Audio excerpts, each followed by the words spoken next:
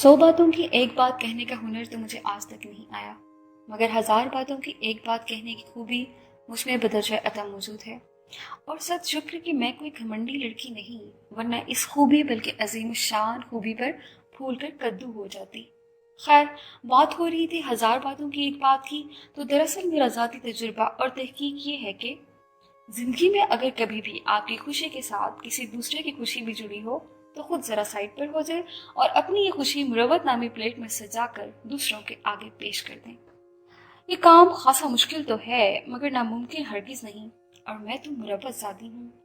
मुरव्वत, खुददारी, इसार, बुर्दबारी और आजिज़ी जैसे तकरीबन तकरीबन नापैद जज्बे मुझ नन्ही सी जान पर लदे हुए हैं, और इसी बात ने मुझे झुका रखा है।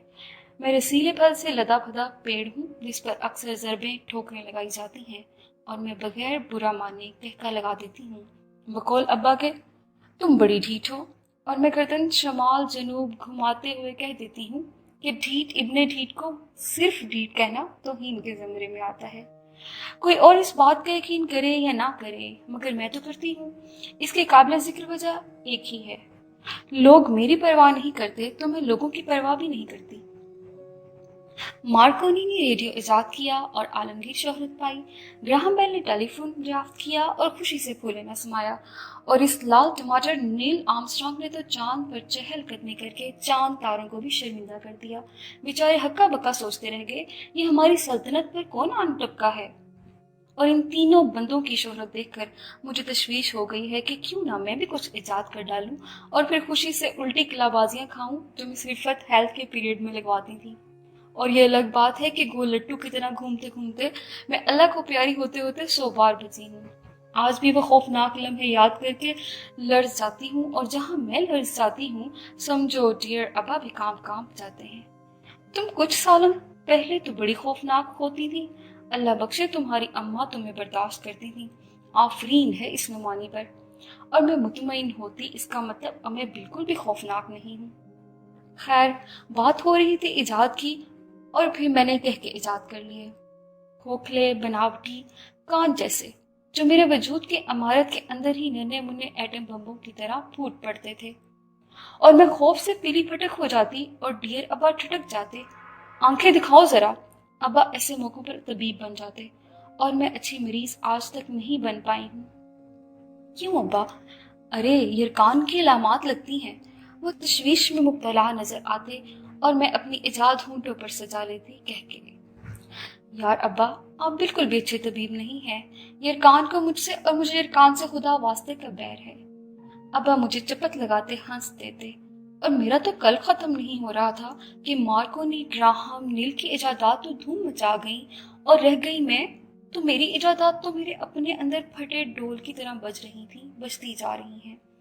दुनिया में और भी कम है इजादात के सिवा, मैं एक फुलझड़ी हूँ।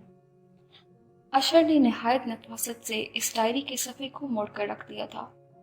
मुतालिगा की खिड़कियों के पार रात ठहरी हुई थी। वॉल क्लॉक पर रात के 2 बज रहे थे। इसने थर्मस से सामने पड़े खाली कप को ग्रीन टी से भरा और चुस्कियां भरने लगा था। उसकी सोचें उसके जहन के पर्दों से उठकर मुतालिगा की दीवारों पर लर्जने लगी थी। वो कौन है, क्या है? ऐसी भेद भरी लड़की जो कहकों की मौजूद है, जो सोच की खिड़की पर अल्फाज की जरब लगाती है, और फिर सोचे सुनहरी सुनहरी हो जाती हैं, पिघले सोने जैसी खास। वो उठ खड़ा हुआ था, खिड़कियों के पार अंधेरा था। कब से भाप उठ रही थी। मैं नहीं जानता तुम कौन हो, मगर फिर मेरा दिल ये क्यों कह रहा है कि तुम शनासा हो, अपनी अपनी सी। कोई किसी को देखे बगैर किसी का असीर कैसे हो सकता है? मगर मैं हो रहा हूँ, हो गया हूँ। तुम्हारे लफ्जों की लत पड़ गई है मुझे। तुम्हारी डायरी का वर्क मेरे लिए स्लीपिंग पिल्स जैसा है। काश तुम कभी मेरे सामने आओ। I want to see you. मैं तुम्हें देखना चाहता हूँ। और वह डायरी कलमदान के पास पड़ी थी, जिसके पहले सफ़े पर ही एक इबारत दर्ज थी, किसी की डायरी इसकी रजा के बगैर पढ़ना इखलाकी जुर्म है। और अशर ये जुर्म पिछले 17 रोज से करता आ रहा था। इस डायरी से खुशबुओं की लपटें उठती थीं। बाब बने हुए थे, और हर बाब के इख्तिताम पर मुख्तलिफ रंगों के टिश्यू पेपर्स पर कोई खूबसूरत सी खुशबू स्प्रे की गई होती थी।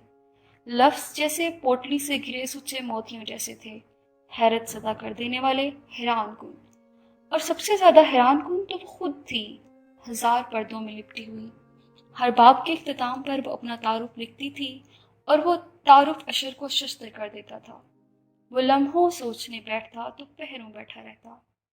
میں پھلجھڑی ہوں، میں رات کا پہلا تارا ہوں، میں شمس کی پہلی کرن۔